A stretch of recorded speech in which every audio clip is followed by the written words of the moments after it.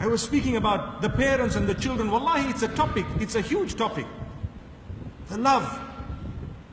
You love your child, you correct the child, but the manner in which to speak with your children. You know, many times,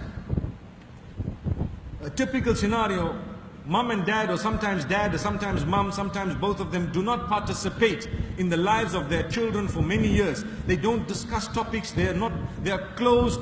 You know, our fathers and our forefathers, their generations were different. They did not used to speak. I've never heard my dad tell my mom, I love you, but I know he probably loves her more than the love we understand when we say I love you to our own spouses.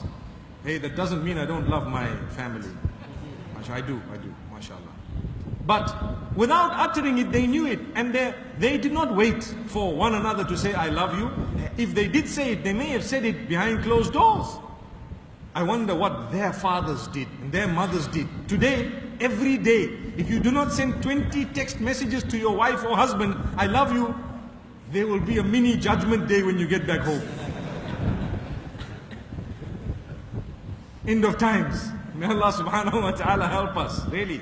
And we have internet, WhatsApp, free calling, free this, but still we don't use it. Send it. Send the roses. It doesn't cost you a thing. You can send the whole garden on WhatsApp, and guess what? It costed you nothing. The only thing that's missing is the smell. I think soon there will be technology. I was reading about it. Wallahi, without a joke, I'm not joking, I'm serious.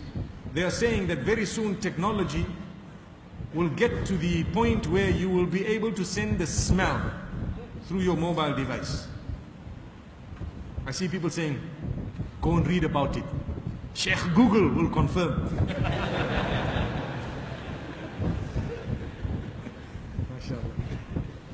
My brothers and sisters, so it's very important for us to know that while technology has advanced and communication has been made so easy with people who are very far away from you, we sometimes forget those who are the nearest. Those who are the nearest. Like I said, our parents, we didn't hear them say that, but in our case, you have to. And you have to spend more time. And the sacrifice levels are less. You have to admit. You have to agree. A long time ago, they would sacrifice. I recall a case where people suffered marital turbulence and they separated for a long time. And many years later, they got together, house on fire, problem solved, everything gone, mashallah. But they sacrificed for about, I think, between 5 and 10 years. We were very young, but I recall this. And mashallah, the problem resolved. Today, 5 to 10 minutes we get irritated, honestly. We cannot handle.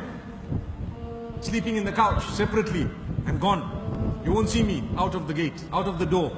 We're out. May Allah forgive us, really.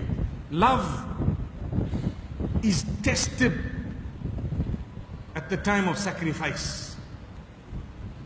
When the person you claim to love is now going through the most difficult times of their lives, do you still stand by them?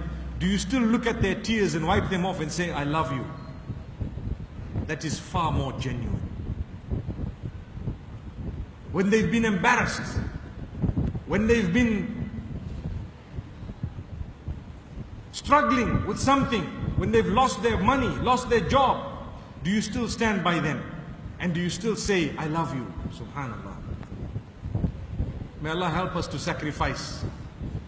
Sacrifice for our own children. Like I say, I was giving you the example of how people don't play a role in the lives of their children, and then at the age of 18, your son comes and says, you know, I want to marry this person. You say, no way, not over my dead body.